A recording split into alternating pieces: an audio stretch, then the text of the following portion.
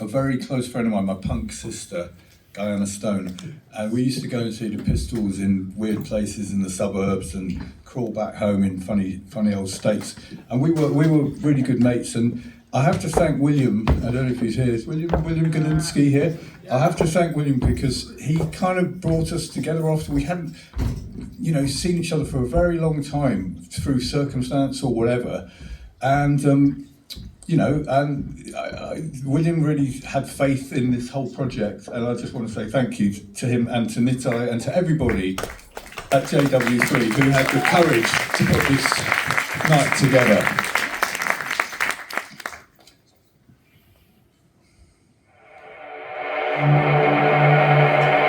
Elegy for St. John's Wood Doll, for Diana Stone, who stood still in the shadows.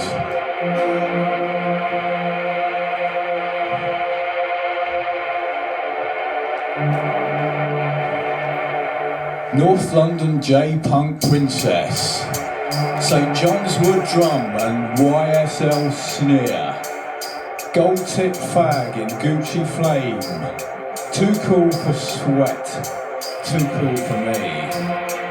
Here, 13. Polaroid flash, becoming a woman that day, with a slap across the cheek, the Jewish welcome into blood and contradiction. After the dolls at Bieber, after country life, muzzle bloody tov, smoke from 11, menthol cool from her mother's purse, gold lighter clink and the first taste of something whiter than Shabbat linen. Rainbow, Lyceum, she stood against walls as the Clash tore the skin off the stage. I pogoed like a Meshuggah. Beer sweat boys mashed in front row roars, and she just watched, melting into the flock paper. Posh punk princess who always stood still while the rest of us fell into no fucking future. Me, Pebble Dash Purgatory, Temple Fortune Gutter Jew, Poison Ivy crawling through cracks in the crazy paving, Car Wash Sundays, 50 pence a bucket, a quid with a hose, Ongestoppt mit Geld. Diana had cocaine and diamonds, while I scrubbed Vauxhalls for Rizla and Red Leb. Her crowd, NW8 royalty, fat cigars and fatter accounts, while we scrounged cab fares to the Pistols in the suburbs, knocking on strangers' doors in ripped tartan and eyeliner, unmade urchins asking for miracles. She knew the slits, knew Africa, knew how to disappear before the lights came on, became a junkie, lived in Mauritania, told Burroughs to fuck off without even meeting him. Diana always had an elsewhere in her eyes, and not here, and never was. A parallel life she didn't invite us to, but we were levelled by punk for a minute, for a chord, for the gob and the grime, and the laughter in the queue, and that was more than enough.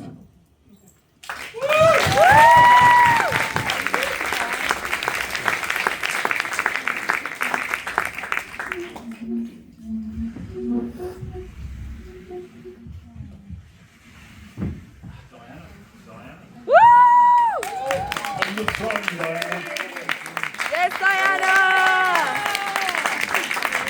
Hello, Diana. Here's your microphone, Diana. Okay, I would like to thank, first of all, Nitai and William Galinsky, my first cousin's son, who put me back in touch with Mark after many decades. I'd like to thank Mark J., his partner Fiona, and his daughter Jasmine. I would like to thank my brother Anthony and my niece Rebecca, who are back there. And I would particularly like to thank my closest friend, Julian Firth, who is sitting in the front row, who is not Jewish, but my best friend. And most of my friends, I have to say, apart from a couple, aren't Jewish. Anyway. Hello, Diana. Hello, Alan. How did this journey begin for you, punk? It began because I was mixing with a crowd from... Okay, that picture of me, that Polaroid, with a girl who I can't name because her father was a Labour peer and she's probably a QC by now.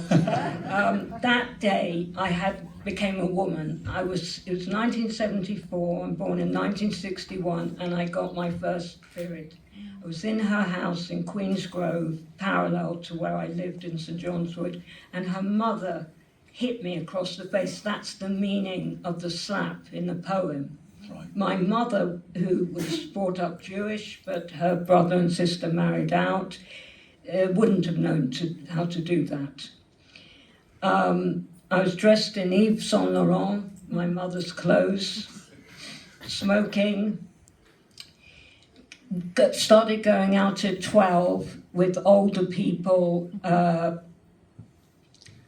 I went to West London Synagogue. Hugo Gryn was the rabbi. I went to Hebrew classes from 7 to 11. I didn't go to school on Yom Kippur or the first day of Rosh Hashanah. But apart from that, my mother, who was Jewish, parents were stateless. She and her sister were born in Paris, they were stateless. The brother was the youngest, he was born in New York. He was the only one who had nationality. My grandparents lived in Gloucester Place. On that side, they always remained stateless. Her sister married a Brazilian diplomat who was a writer and knew all the modernist artists in Brazil. He was a big influence. I'm from the second marriage. My father was 50 when I was born, which was very unusual in 1961. He had been a prisoner of war of the Japanese. He was a captain, a doctor in the Royal Army Medical Corps. And he was caught in 1942 in Singapore. He was in Changi jail for 6 months, learned Japanese. Then they were taken on a death tray, a sort of train to Thailand, left in the middle of the jungle and had in a monsoon and had to build a camp. They had no medication for at least 2 years. They would have to swap opium for I don't know what with the Thai villagers and make syringes from the trees. And they found a way to... When did he tell you all of this? When did I was the only child that he brought up because he came back and had a shidduch with a girl who was 14 years younger than him and wanted to go to university. They had 2 daughters who they divorced. They took the name Rose. Gillian Rose became a philosopher. Her memoir, Love's Work, has just been reissued by Penguin Modern Classics. She died in 1995 of ovarian cancer. My other sister is Jacqueline Rose. She writes for the LRB, The Guardian, must have written 15 books. They were influence on me, but I didn't know them till I was about 7 and didn't mix with them till I was a teenager. They were an influence. Right. My mother was very laid back, very beautiful, very elegant. She looked like Grace Kelly. I mean, she, she was really a known beauty. I looked like, she was a tiny version of me, much more feminine, smaller face. Anyway, my father was a very wise man. He had no bitterness. He used to go up to Japanese people. He could speak Japanese, talk to them. He never used words like goi, shiksa, anything.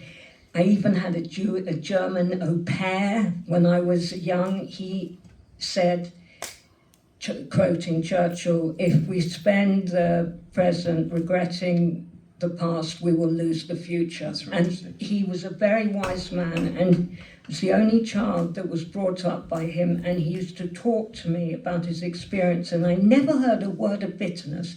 He hated the fascist emperor of Japan and the coterie around him, and of course Hitler and those men. He said Hitler was the only man he would have ever shot in the back. Remember, became a stockbroker just before I was born. My parents married in 1954, a love marriage. The first marriage was a shidduch disaster.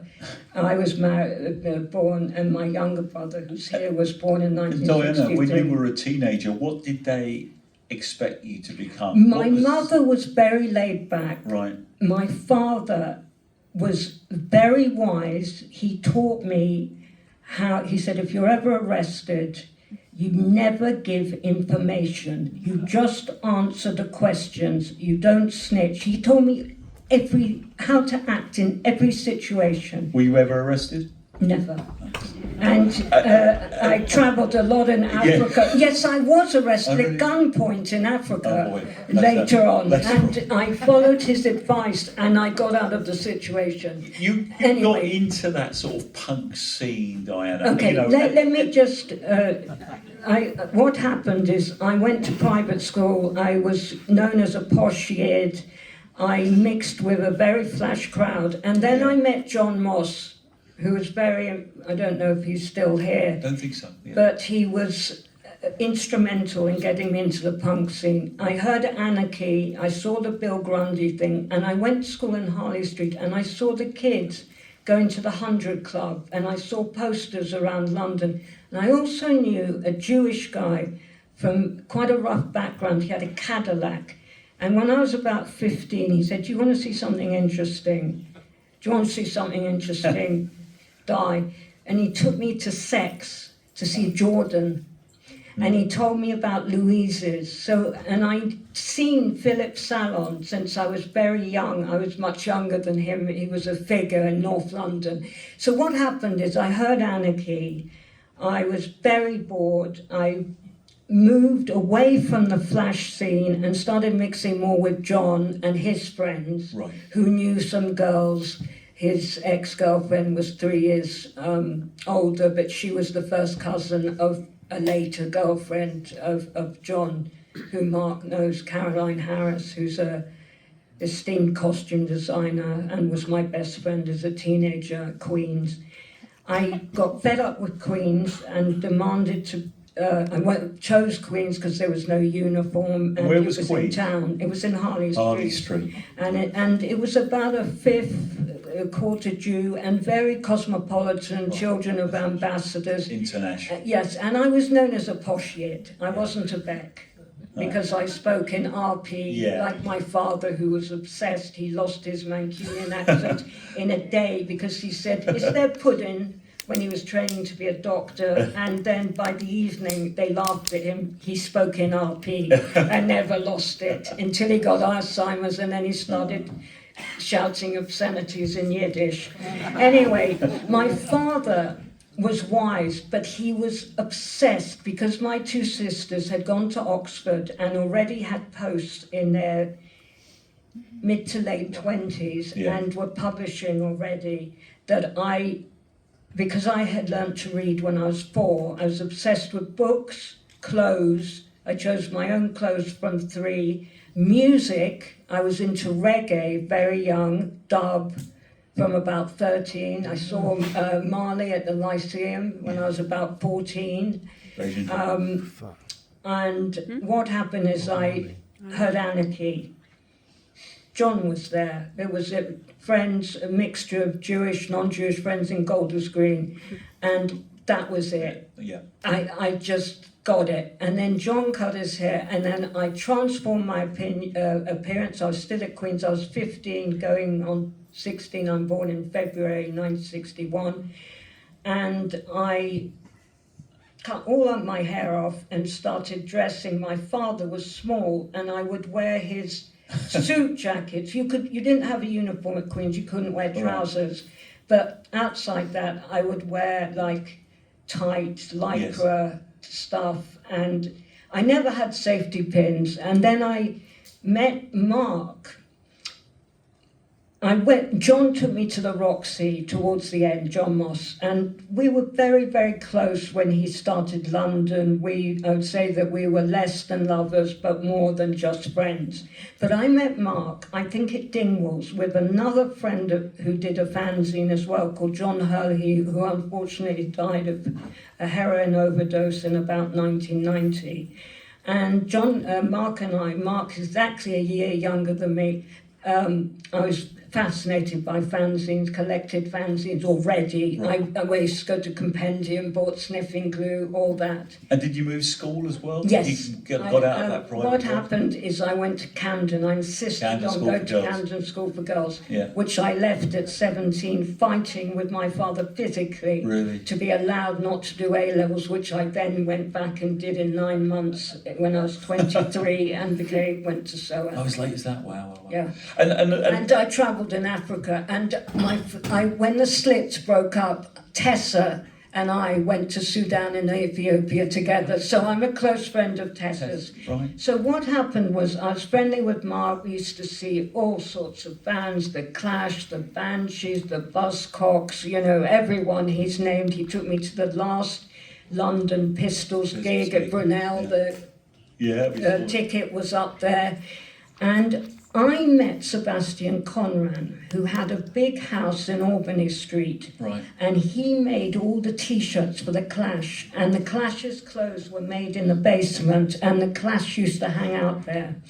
And my father had morphine ampules, and I stole a morphine ampule, and Joe Strummer wanted to buy it. So we went together, Joe Strummer and I, this is in the autumn of 1977, Right. to Compendium. There were still 3 branches. Yes, yeah. And we went and looked it up, and then we went to a cafe and we spent the whole afternoon together. They released their album. We talked about every track. He was charming, very, very kind to me. I was I was just 16, He was fascinated also by my story. And then he took me to rehearsals, which was just next to the Roundhouse. And Mick Jones said, who's this? And he went, this is a friend of mine. And I was the person at New Year's Eve, the Ramones gig at the Rainbow, who told him that John Moss had the accident. Oh, really? Wow, Because I knew from the Jewish the right scene Yeah. already. He, And Joe always said hello to me. And the other very interesting thing is I met Toya Wilcox, who had been in the film, Derek Jarman's film, Jubilee, and I knew the people around it, and I became friends with Adam Ant's ex-wife called Eve, and they lived in this warehouse, and her boyfriend was Kevin Mooney, who did the music. Okay. I used to hang out with them. She was in her 20s, much older. We even formed a band, did a few gigs. I knew Steve Strange. The first time I went to the Roundhouse, Generation X and the Banshees was playing, and I went up to Billy Idol and talked to him afterwards, and I talked to Steve Strange, and they were really friendly. And Steve Strange knew everybody, and he was always really friendly to me. And even when I went to the Blitz, I wasn't a Blitz person, but I used to go there. He always let me in, no problem. Anyway, Iggy Pop rented the studio in the winter of 78, to rehearse for his tour to Europe. And I went every night. And I met Jimmy, he was called Jimmy. And even though he's not Jewish, there's some connection, and he was fascinated by the cemetery in Golders Green, and he wanted me to take him to the Jewish cemetery in Golders Green. It didn't The West happen, London Cemetery, yeah. but not the West London, Golders Green, the Hoop Lane. The Hoop Lane, that's it. Yes, that's yes, West that, London. yeah. And I sat on. We used to go to the Speakeasy, and I sat on his knee in the car, highlight. And we used to go to the Speakeasy every Saturday night, and Sid Vicious would jam with Johnny Thunders. Crazy. And I used to go every Wow. Saturday. You know, let's face it, you're doing things that most teenagers would be in bed, you know. Yeah, exactly. You were out and about. Yeah, yeah. It's And incredible. apart from Mark, Yeah. I think I was one of the youngest. You mentioned morphine. Yes. Drugs. Did that enter Yes, your life as yes. well? By the time I was 10, 11, I smoked cigarettes. By 12, I was smoking dope. By 14, I dropped acid and coke. I'd taken coke. By 16, late 16, I knew the dealer of Johnny Thunders was a Jewish guy I knew from North London. Really? And he would come to Speakeasy, and I started snorting smack. And then when I left Camden when I was 17, I got quite heavily into heroin for a year. I became addicted. My parents took me on holiday to Israel, and I sort of confessed, and I got off it. Right. And I've never drunk. I've never been into alcohol, and my mother took me to the Hard Rock when I was 14. I asked her to buy me a beer. I had one sip. I've never had another beer in my life. The only thing I like is Baileys because it tastes like chocolate. And then I passed my driving test when I was 20. That's when I met Julian at a Rip Rig and Panic gig at the Fridge in Brixton. I started driving. When you have a car, everyone wants to know you. So the punk scene, I knew people, it didn't know I was Jewish, but people thought, like Tracy, who died from seditionaries, thought that Mark and I were brother and sister, but she didn't know we were Jewish. But just dark and... I was dark, I was very tanned, not like... Were you conscious of being Jewish in Yes, that scene? I was very conscious, but not in a closed way. I got into the punk to get away from Jewish flash North London very much. Yeah. And I went to a new school, and I had new non-Jewish friends for the first time, female friends, and other friends. But I was aware because my father had taught me to be open and to have empathy. And the punk thing was fantastic because it brought people who all felt a bit odd from all over together, and it was creative. There was the violence. I was chased by skinheads, all the coaches going north on Finchley Road would, give me V signs and spit at me, and, I never got beaten up, but the skinheads would chase me around Swiss Cottage, but when I would go into St John's Wood where I lived, they were I didn't follow you there. Yeah, and well, I saw, a lot of very interesting things. A little bit later, I became very friendly with Tessa and Viv from the Slits, went to Africa with Tessa, we're still friends now. And I got into Rip Rig and Panic. I had a boyfriend called Nick Hay, who was best friends with Don Letts. Right. We used to go there every Saturday night to Don's. I knew him very well. Diana, just thinking about Sorry. talking, no, absolutely not. But talking about now and thinking, did you think that you would be here talking in the 21st century and all the way through the 21st century about these experiences? You're living at the time, but do you still feel that spirit within you? I asked John that question. Do you feel the same? Yes, because my closest friends are people that I met most of my closest friends, I met either then, like Mark, or just after, like Julian and Nana Cherry and Rip Rig and Panic. And Nana Cherry's daughter worked for me for 10 years. They're still close friends, almost like family. And my boyfriend, Nick Hay, had been one of the first punks. He wasn't Jewish. He lives in America. We're still in contact. He was one of the first punks. He saw them at the screen on the green, and he was young. He was a couple of years older than me. I still feel it, but I feel it in a positive way, an open way.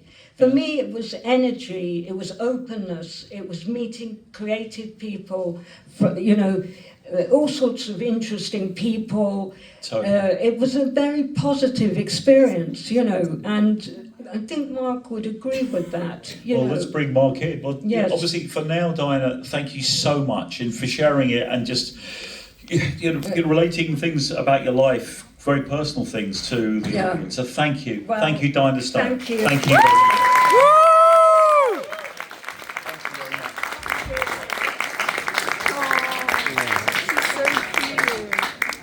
Mark.